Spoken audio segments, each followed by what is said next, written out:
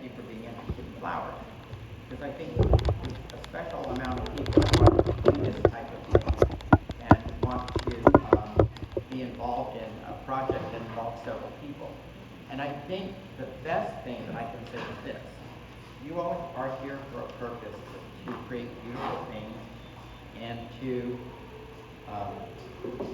be with other people and look at beautiful things. I mean, truly, I can't think of anything better than people that love flowers. That's why flower shows, garden clubs, and things like that, they're the most personable people. They not only love nature, they love people. So I just say we all love all living things. Our job as humans is to take care of the earth, take care of animals, and take care of people that we love. Also, the oasis is your only water source. So if you're soaking it, you can't push it down. Just go ahead and let it sit there gently for like about 2 minutes or something, and then come back to it. So it stops bubbling. Yeah, if you see your oasis and you push it down, there's going to be this hollow spot in the middle, and it never will, absorb any water. So before even designing, you have to have the oasis fully saturated. How long do you think it takes? Each one would be about like a good 2 minutes each. I say let it stop bubbling. Yeah. So you'll see Oasis is designed with holes on one side. Holes go on top so the air can go out. If you trap the air, what you said is true, it will be dry inside. It's that lighter green. We can check this if you go ahead. I feel if you feel it's saturated with the weight. So in time you figure out how weighty things are. But you're showing what you're saying. Right. Yeah, if you and this is fun, by the way. Hi. So just to double check it, you can good rule of thumb is just check the middle. See how this one's dry. It's dry in the middle. He's right, I'm sorry. I'm wrong. So you can tell that this is going to be like inhibiting the water source for the flowers. When I soak that Okay. I didn't know there were holes on top. Yeah, holes on top. And he says don't compress it because you'll force only the edges to get wet and trap the air inside. So tape likes tape. So just tape it around. You can't take this off. And the reason why this grid is so good is that you need it because I'm going to use thick stems. You can't hear back. They're thick stems. So you need a grid that can capture all of the flower. For example, there's a small hole here. I can use this and cut this here. I'm going to kind of make this backwards, facing you, okay? Let me just get started then. So I did the grid, so you have to have this. So what I would recommend is you put an office with someone that's very experienced because there's so many things. There's a handout there. Use things like curly willow. Curly willow you can keep reusing. Like Tom was looking at this design from last week. These were designs that have now endured a week here. So a customer called me the other day and said, I need flowers that will last a week. I was like, there's not many flowers that will last a week. So it's okay to see things as they start decaying and declining because I think that's part of nature. When you take a walk, you don't see you see leaves that are eaten by a bug, and that's wonderful. The bug took the time to eat that leaf. And you'll see that still like paintings too. So use nature to its fullest, and don't be afraid to experiment. Curly willow will root. Any of these nodules on the side, just stick it in water, and in a few weeks they'll root. When we use curly willow at Museum Tower, we leave it there for about a month. And it's usually in clear water because then it starts to root. All the steps, like, wow, those are rooting. And then after that, the leaves start to sprout. You can put that in water and put it in your yard and grow it, because they do grow here. And they grow up to be pretty big trees depending on where they're planted. But if they're not good for the root system, because they're willow, so they have a shallow root system, it's great to be able to cut this out of your yard. So if you have a chance, buy some curly willow and put it in that corner of the garden. It can be very rewarding to see the outcome. So there's two areas of design. The one downstairs by the registration desk is seen from one side, so it's pretty flat. Two sides. But where do you see it? Because there's the projection when you walk into that frame, and it's against the wall. People step inside of that ribbon. Oh, okay. So she's saying you have to finish it on both sides. Okay, sorry. And I'll be wrong a few times here, so I will remember that's an option. Okay? You don't normally start with everything tall. You can normally tell the freshness of something if you can just snap and break it, because that keeps all of the cells in place without mashing them. So I always cut with a sharp knife, or I'll use scissors if something's really thick and hard to cut. But you have to have a lot of strength now. And I learned that because I broke my back last year and I lost a lot of strength. And so cutting at a slant will allow that point and all of that to be exposed to water so that it can drain. Okay, so you want to cut it at a sharp angle. There's something here called flip and dip. Is that piece of this? Do you all use this? Mm-hmm. Okay, in our shop we call it quick dip. And what it is, it's an antiseptic. So it keeps it from the bacteria from growing. It's kind of like a wound. So anytime we cut something, it's susceptible to have a wound. When you cut tulips, for example, you cut tulips, and sometimes if they feel like they've been damaged or injured, they'll strengthen and lengthen their stem. Okay, and tulips will keep growing. I wanted to bring you some tulips today, but I don't think they're a good choice for this because they don't normally last a week. There's some beautiful French and carrot tulips that come in, and they will last quite a while, but not like a Dutch tulip. I'd say 3 to 5 days at the most. Because you have to realize that most flowers and plants have been on a voyage since they were cut probably a few days ago, and then they get shipped to Holland, and then from Holland they get shipped out of Holland, they come to the airport, they fly on the plane, they get in a box, they come to our cooler. We don't have enough time to process them. They're going to wait a while. They're not shipped in water. So that keeps them from opening. I'm not particularly fond of gladiolas, and most people aren't because they remind them of funerals. So, you want to put some of that Excuse garlic me, in here? I have a question. Yes, ma'am. How tall we have to do this? How tall? Well, looking at the space, I would say around this area, this is a good example. These are rather short, but these colors will bloom up. So this, the height, I think, you want your eye to travel, okay? So if you see a composition, when I tell you this, which artist do you remember when you see these? Easy, right? So every year we do one installation at the museum tower that's just all sunflowers. And everybody knows it, and they recognize it and go a kinship to it. They're like, oh, that's pretty. These stems are very tender. You should process your flowers very well before you use them.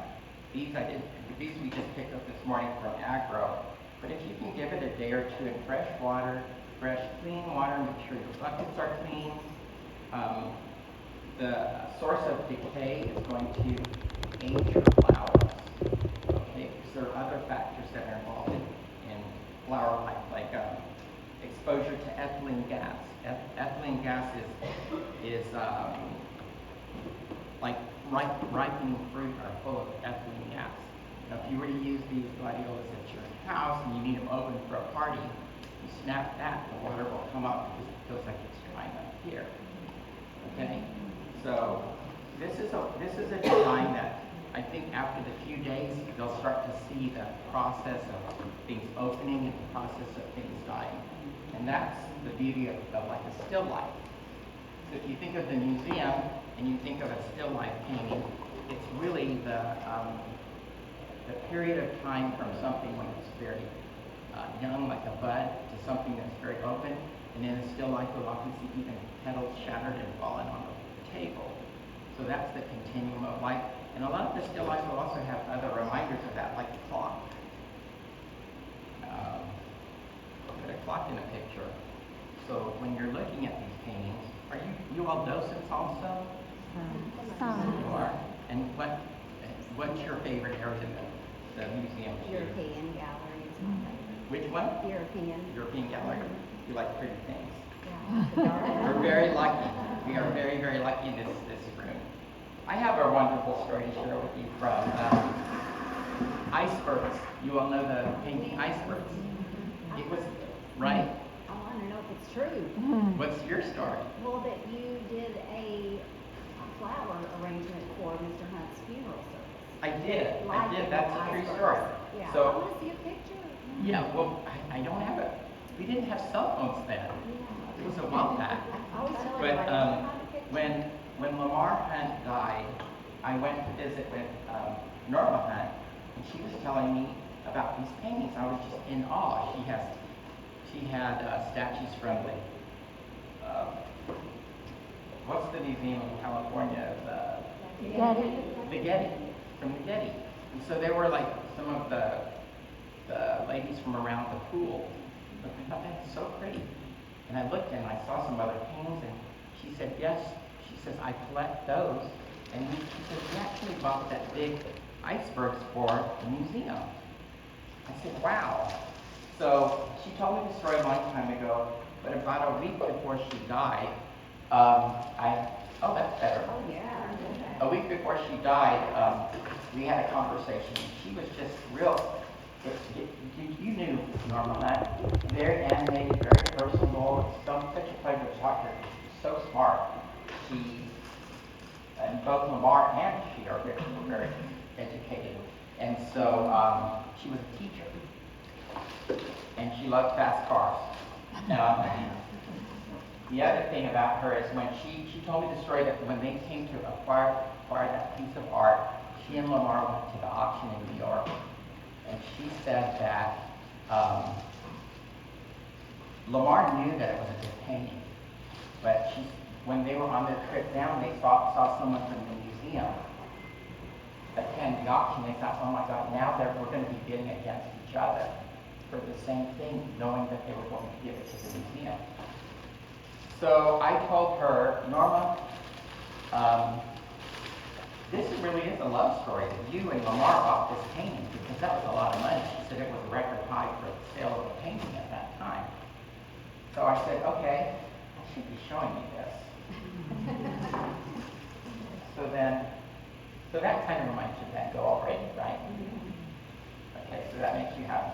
So I'm not only layering things, I'm having things back and forth, and I'm going to turn this one this way since you said people are seeing it from that little photo opportunity. So I said it's a love story because you and Lamar went down there both knowing that you were going to spend a lot of money on a painting. But you both agreed to do it because everyone in this room knows that you've been married. Knows that one husband will say something and she'll say, no, we don't need to spend that much money right now, right? So they both agreed on that at that time. And I said, Norma, I'll tell you one other thing. Last year we did a wedding for a bride and her wedding was inspired by that painting.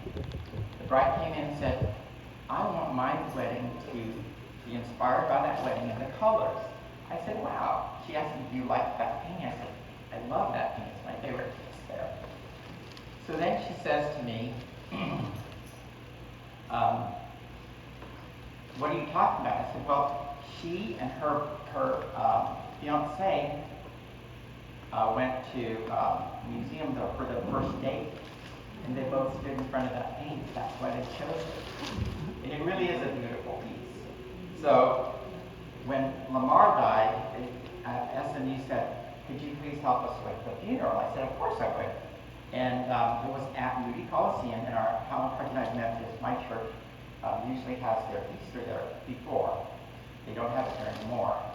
And I knew what it would take to create the whole altar for the service. So, Tom, could you help me a second here? So it took having a big background, and I knew where the altar would go and everything. And I said the only painting that would do the special would be icebergs. And Lamar Hunt was truly that person. He was the one that would inspire others. He started the Super Bowl. He did World Team Tennis. All of these things, along with World Team Tennis, baseball. What are they? Soccer, FC Dallas, yes. And so I'm been so happy to see their success. I mean, they're a great family, and they're a very spiritual family. I think that's one thing that really makes people happy too. But I said, could we use that painting? I don't know how I thought I could do this, but I called Debbie Stack at the time. I said, Debbie, could we use that painting for Lamar's service? She said, of course you can. I thought, oh, I didn't know I could do that. Well, anyway, so then I called the family and I said, you think you could do this? And the reason why I love the idea was, as an iceberg, icebergs are 1/7 above water and 7/8 below water. And to know, to recount all of the things that Lamar did, he was so brilliant. He knew about music, he knew about sports, he knew about making a lot of money. That was a good thing. And that was the man. Many people didn't know he was 7/8 below water, and believe part of what they did. So I thought it was a good thing. So the family called back and said, Junior, we love the idea, however, we can't do it because it was given anonymously. And since it was given anonymously, we don't want to associate it with our name, which is truly a giving heart. That is what inspires us. So I said, but Norma, now, I said, the last time I went to the museum, your name is on that. He said, well, shortly after he died, the museum asked if they would please use that as a tool to help others feel like they could also give. I told you I was layering. Now there's a lot of little bitty flowers here with a lot of big flowers. And what you want to do when you're making a design is you want to capture somebody. You want to say, wow, that's yellow. So think about color. Do you want to do all yellow? Do you want to do yellow and green? Do you want to do an all green arrangement? To do an all green arrangement would just be foliages, green roses, what other green flowers? Green orchids. These are beautiful, by the way. These are a great choice. They're costly. Yeah, I could. These will last a couple weeks. I usually take flowers home, and something like this will last about 3 weeks. Just have to change the water. So that's a cymbidium. And right now, the cymbidiums are coming from Australia and New Zealand. So remember, these flowers are coming from all over the world. It's just a miracle that we can order all over Thursday and they'll be here Sunday.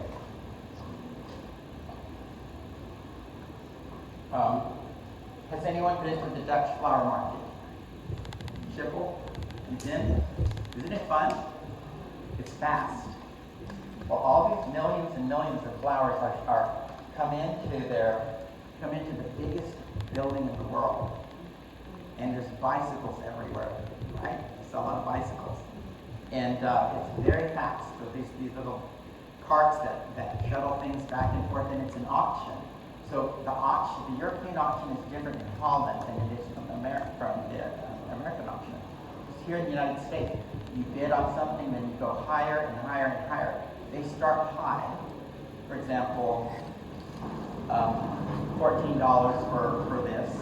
Then they go down $13, and if you go more attractive to a buyer, $12, $11, and someone buys it. So if there's a holiday and you need white lilies in Japan for a holiday, there's a scarcity in the world for white lilies because they want all the white lilies. So as it goes down, if it goes down past a par level, they don't sell it anymore. The crop is destroyed. That keeps the price high. Does that make sense? They know it's about ready to stop selling it. I better buy it real quick. But it also teaches the growers that don't grow that because it's not popular anymore. And that happens with trends of weddings. So trends for weddings right now is blue. Everything's blue, right? Han just started with us about a few months ago, and he's seen a bunch of blue weddings. Oh yeah, they're beautiful. Blue one's my favorite combo. Yeah. So always cut your flowers before you put them in water. And I need something pretty vocal and strong. I don't use carnations, but somebody in my office yesterday said I love carnations, so I'm going to try something. If you pave them, which is pave like diamonds right next to each other like cake stone, then maybe they'll look like a big color. Now I'm going to cut all these at the same time. Make sure sure to get your stems all the way down into the water, because once it goes below that water line, it can't drink anymore. The other thing is sometimes we put things in water tubes because they don't have a stem. But the water tube also needs to have a little bit of air. It can't be a tight seal around the stem because then the flower can't drink it. It's a vacuum. Does that make sense? Okay, great. You all are pretty smart. Huh? No, I would make another hole in the rubber cap, make it wider so that the volume of water, once it's taken in by the flower, can be replaced by the air. Yeah, I would There you go. just go ahead and cut it There you with go. so that it could slide in. And good tip is like if you're using the flower food, like go ahead and reconstitute the flower food into a vessel and fill it up in with the your dendrobium orchids or whatever orchids in there. That way it's getting no bacteria growth in there as well as the food that it needs.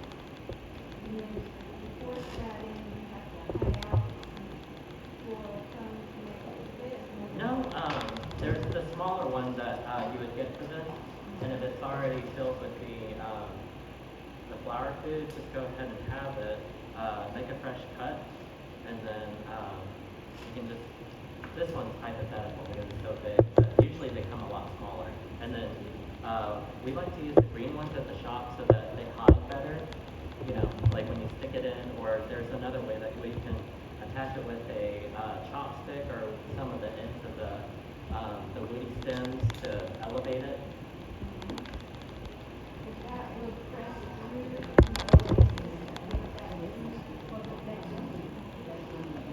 You can buy some of these that have a little hole in it that you could stick in and make them longer.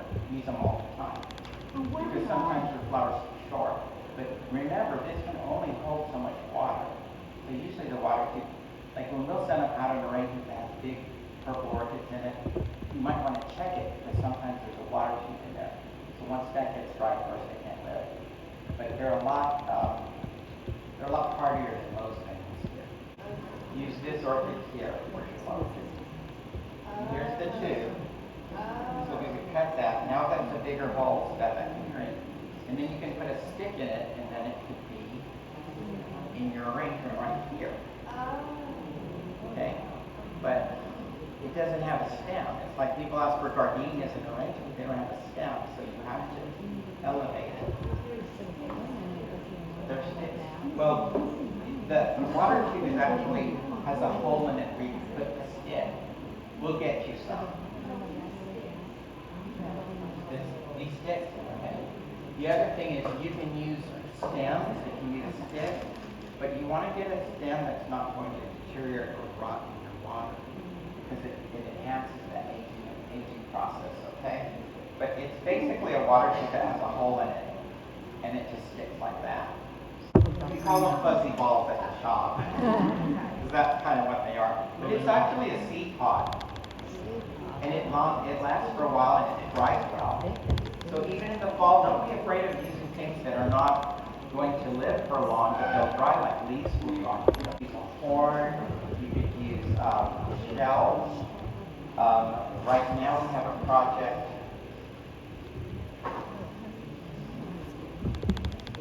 We have a project at the Women's Club where Tom purchased these tile for something Italian.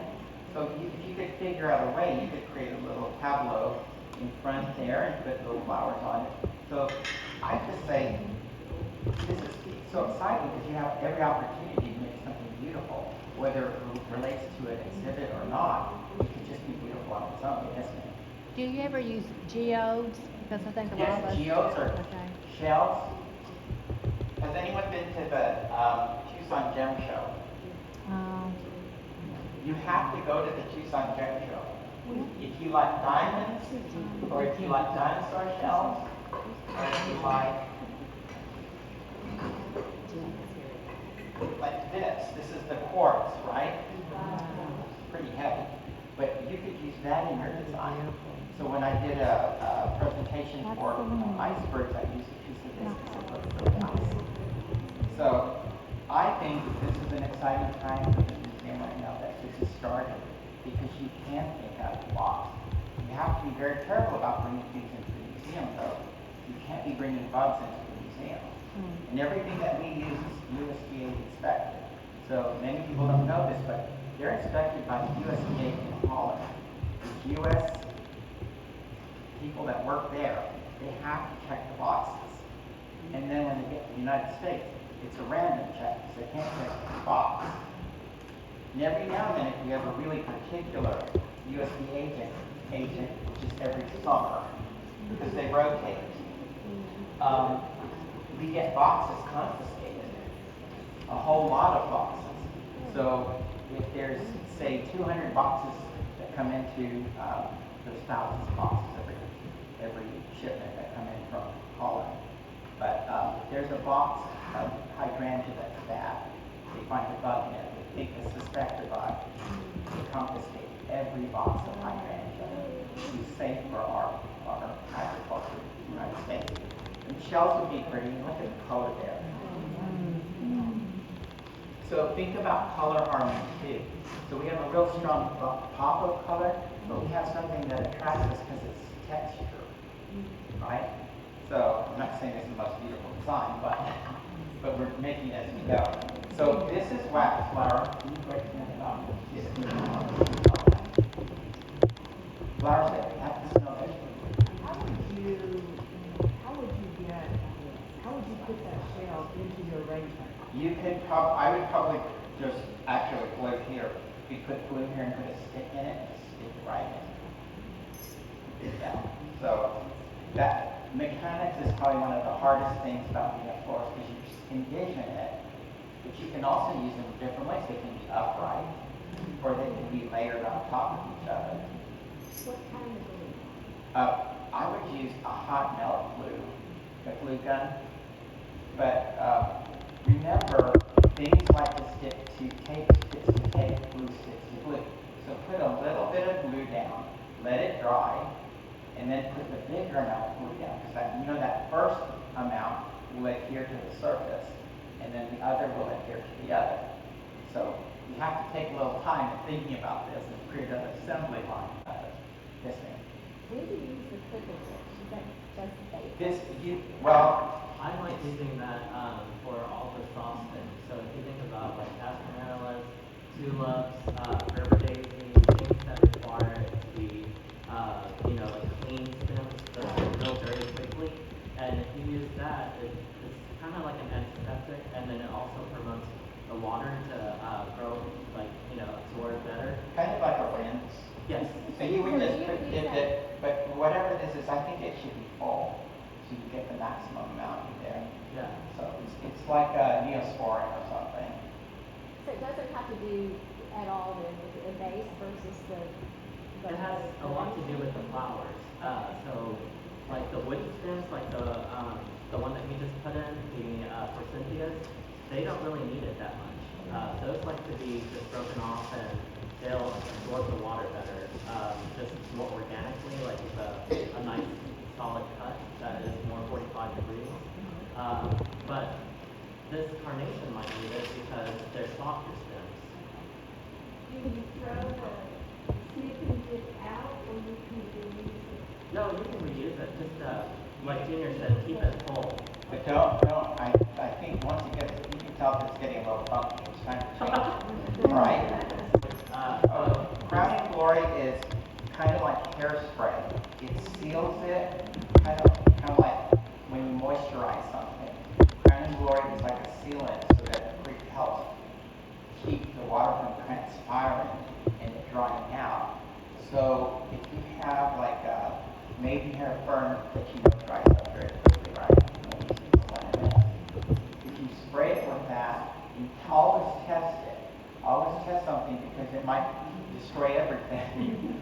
And so if you spray it on, a little bit can go a long way with that because it's kind of like, it's like Elmer's glue where it just seals it so it doesn't dry. They use that actually for Christmas trees so that they don't dry out. The needles.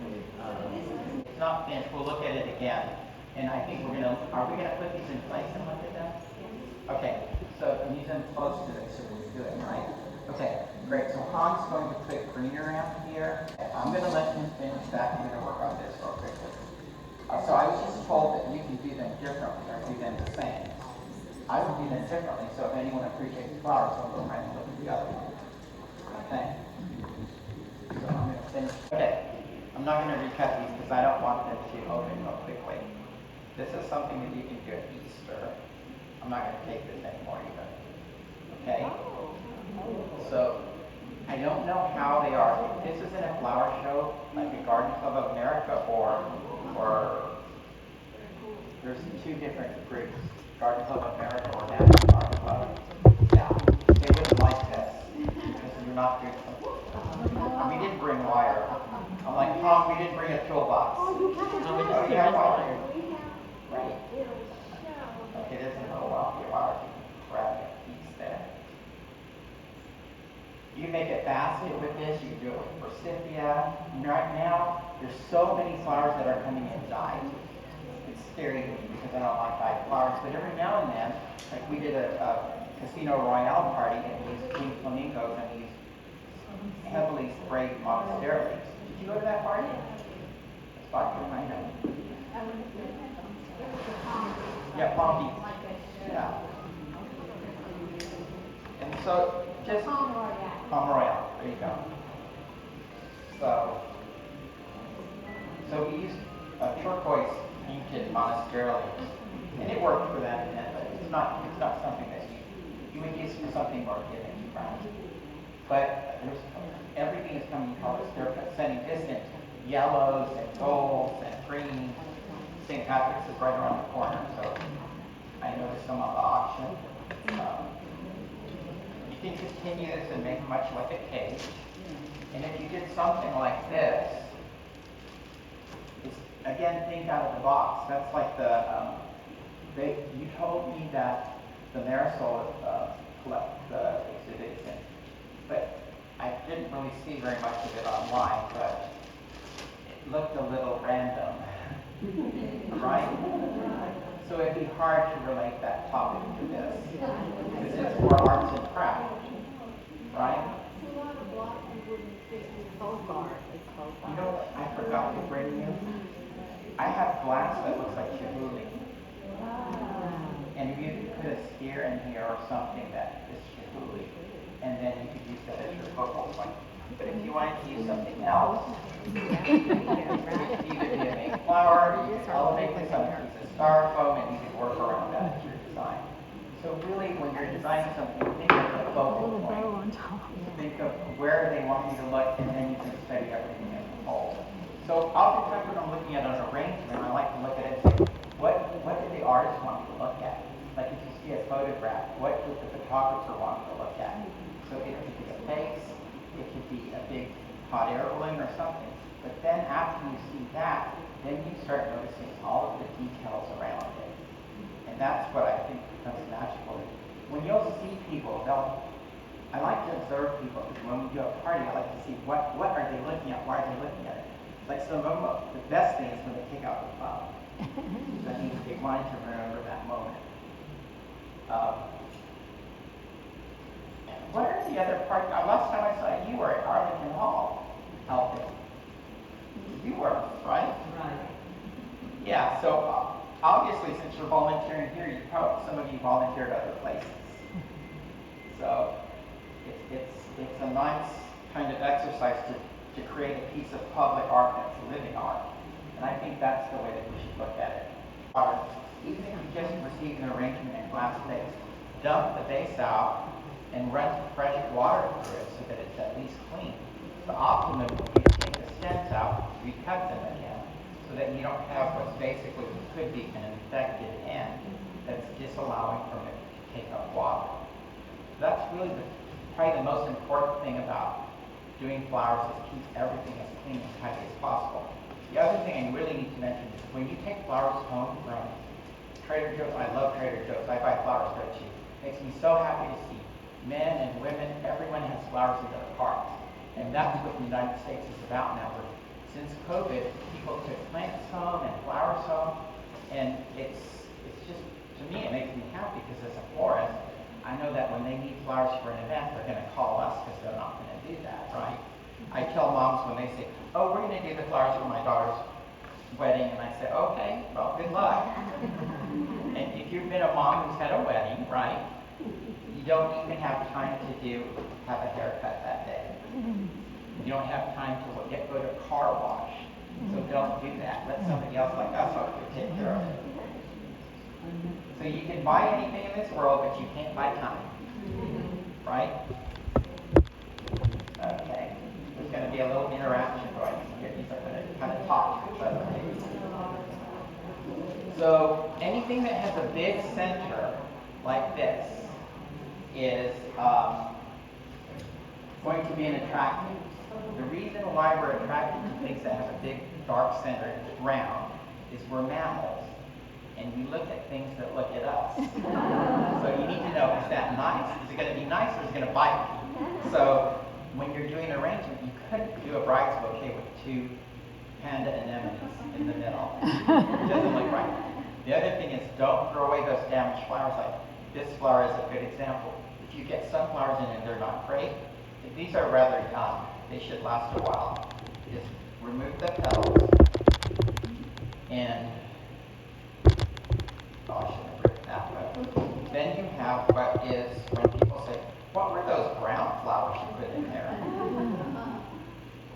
And it's very pretty because it's dark and velvety. And again, it's an attractant. You look at that center, looking at you. Tom, do you have anything to add? Anything? He really is talking about color theory and stuff. Right now we're using the monochromatic or more analogous. Mm-hmm. And I think of primary colors like sports teams, like Holland Park High School is yellow and gold, right?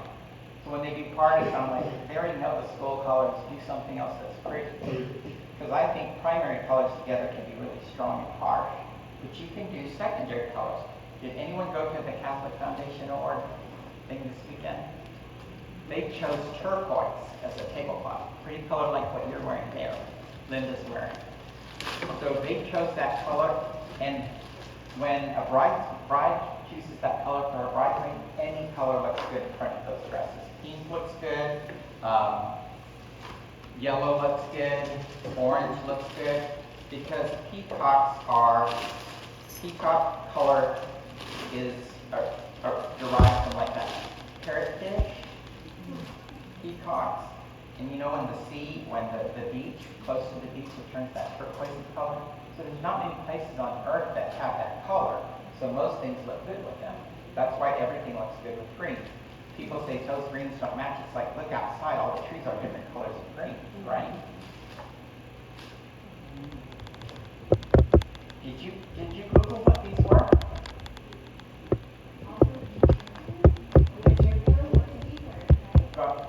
Concrete. I think maybe that's right. I didn't remember. But they do also explode. So crystal willow will explode too. Cattails will explode. You've seen a cattail that exploded, right? So you have to be careful about using that in the museum because it's going to be everywhere. Also, you can't use fruit. You cannot use fruit here. You can't use fruit because it's going to attract bugs and it will rot. Do not store fruit and flowers together because the fruit expels ethylene gas. Like you'll see green bananas. They'll turn yellow real quickly because it's enhanced by the ethylene gas around. And I don't really know what I'm doing yet, but I'm going to figure it out. So the beauty of making an arrangement is you can make mistakes. You just, how do you react after that? How resilient are you next? So this is the piece that's probably going to go down by that small auditorium, Torch Auditorium.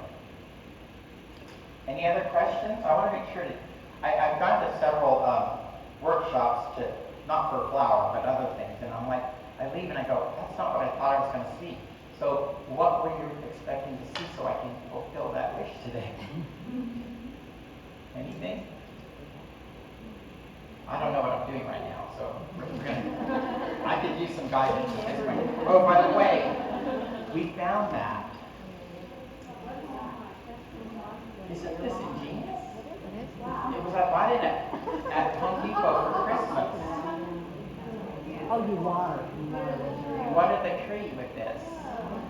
But I don't think you really need to do that with this, but it's the same idea. We'll leave it with you anyway. You might like it. That's smart. That would be, Okay. Anything anybody wants to, that would be pretty with butterflies or a bird hanging. a butterfly or bird? Okay. I get, have you seen butterflies in cases? There's a company that I work with out of Florida that I call every now and then, and they put the butterflies in cases. I don't know where they put them together, but every now the cases are broken. So I say, can I buy those butterflies? And sometimes it's those big blue morphos that are beautiful, and they're really beautiful focal point. Lighting is so important. Those butterflies don't show up without light. Peacock feathers don't show up without light. Without light, there is no color. So that's important to know too. It's kind of like the bushes outside. When it gets dark, look outside. All of the leaves, it's one leaf over another, so it's a shadow. So you're seeing lots more shadow than you're seeing any light. So that affects what you're looking at also. Can you talk about symmetrical versus asymmetrical? Hold on, I'm going to put two more slides back. Say it again. Can you talk about symmetrical versus asymmetrical? Yes. Asymmetrical design is, old design is Hogarth's curve. Have you seen Hogarth's curve? I'll just try it here. Hogarth's curve or Scalene. Scalene is like an S. Hogarth's curve is down. Okay? And you'll see that in old, I like to look at some old flower books because I see the techniques and old things that they're doing right now. Because a lot of the designs are reverting to that. And so the other flowers, and it's really not going to work for this, the other flowers would go down. So you would see that curve. And most things in nature are not straight. So they're creating some beautiful fake flowers right now, really pretty. They look real. The orchids out there, look at those orchids, they look real. But the beautiful thing about those is when you receive them, give them a slight bend, because everything in nature is a little bit softer. Otherwise, you can tell right away if they're fake. In fact, most of the brides now, when they come in, they already know what they want because they've discovered everything on social media. They see all the pictures, which makes it easier for me. They know what they want because they bring in a whole deck of ideas because someone else has already done it, and we kind of put a summary together. So, is there anything anyone wants to talk about or know about in particular? Can you talk to me about hydrangea preparation, how to do them? Yes, I will. We get over 1,000 hydrangea a week. And we don't have any problem with them because I think that we really are very careful about processing them. Hydrangea are susceptible to getting an air bubble in their stem. Kind of like if we had an air bubble in our vein, we die because there's no transference of blood flow, right? So in this case, they can't transpire anymore because their cells full of water. So that's why that's the part that you cut off. If you cut that part off and start fresh, and this is good tissue. Kind of like think of an amputation. You want to get rid of all the gangrene so that you have a good limb. And then you can put it in water and keep it fresh, okay? Turbidity is, the word turbidity is the cloudiness of a water. So if you have an arrangement in fresh water and it's so cloudy, that's bacteria. Okay, so you want to flush that out. Someone has to have a question. I heard about putting in water instead of honey cream, maybe a little vinegar and sugar. So That you changes got- the acidity. Exactly. Is that a good thing? Well, all of this, like there's certain flowers come in with a certain packet of the flower food. Because lilac and certain flowers are very sensitive to the pH. So all of this, the scientists have figured out what's going to secure the pH in the water or the media that you're using. My time's up. So use the packets that you can purchase them. They're not very much, but it's a carbohydrate source. It's basically like us. Flowers are still breathing. They're breathing, they're living. Like some of this, like I told you about the curly willow, it's going to continue to flourish because it's going to root. So they're living, they're just not on the plant anymore. So we have to give them a carbohydrate source so that they can live. Excuse me, Junior, are you saying that there are different packets for different flower needs? For certain ones like Vanda orchids, we get a liquid in. The packet for that. Lilac, but have you seen other? I haven't processed for a while, but we get all these little packets and they have different things that are specifically for that plant. Also, pieces of wood, you can use this, right?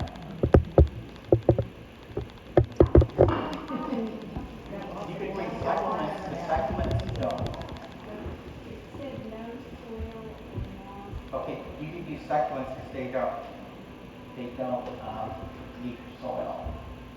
And succulents will last for weeks and even months out of water. Even just a little bit of water. Thanks. You're wondering how it's going to stay in there? Stay crowded. As long as it's not, as a forest, you have to always be careful about things that go overhead because you don't want to hit anybody on the head. So, extremely careful about that. Things look better, they're grouped together because they help each other look bigger. Anyone knows what these are called? These are gates. So don't be afraid of using something. When you go to American Plant Group, don't be afraid. Do they go or does someone else go? They go, right? Okay, Michelle's really sweet, and she'll tell you if something will last or not. So, pardon me? Dates? Yeah, dates, like you know, you eat the sweet dates. It's from a palm. So you'll see them growing in the palm trees. It is the fruit.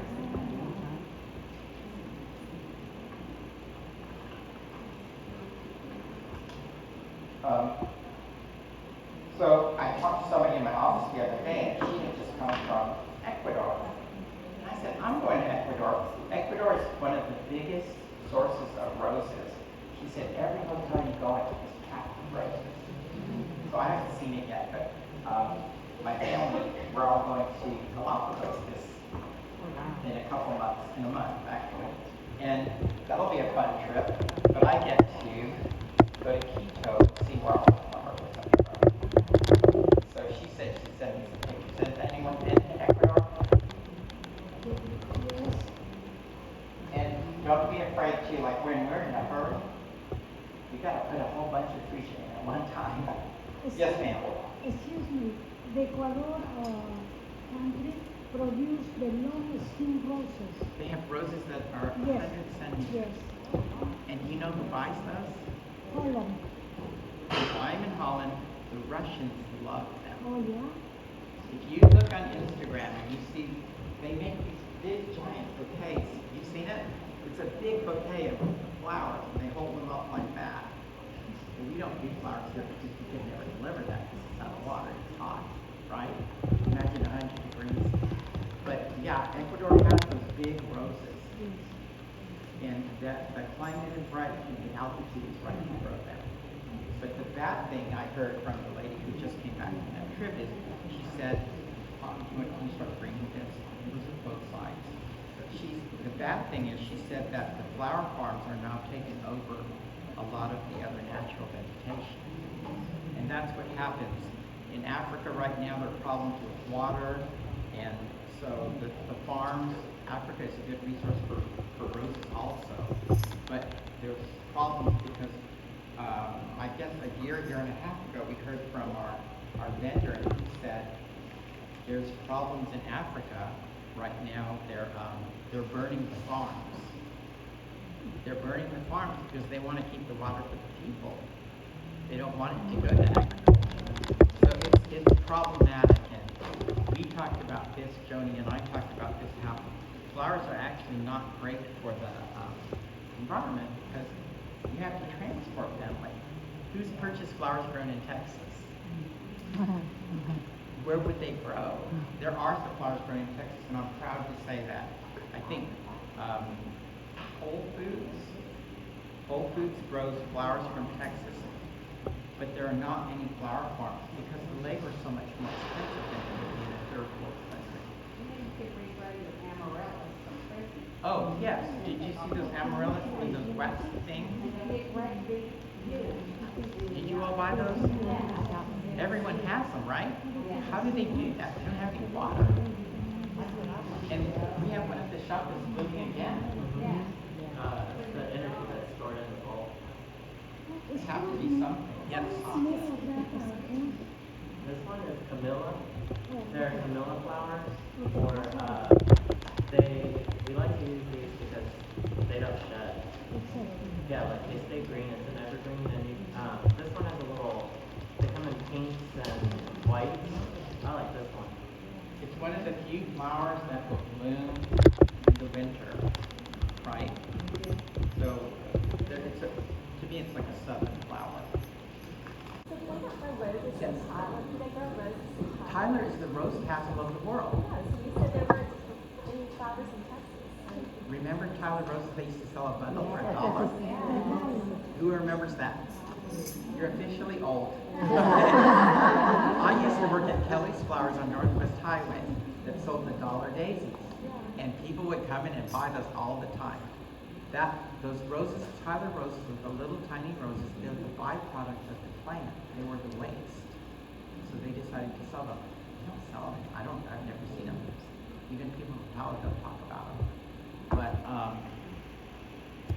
the roses are grown there. So during the Rose Festival, people from around the world, like Germany, all of those countries come in to buy the stock for the roses. That's amazing to me. And that's because the temperature's right, and they've cultivated that. I know you've been to Tyler Rose Festival. Has anyone else been to Tyler Rose Festival? Well, it's an amazing thing. If you ever get invited to go, it's not even for a charity. It's just a community supportive. And it was built because they wanted to have something for the people that came out of town to have something big.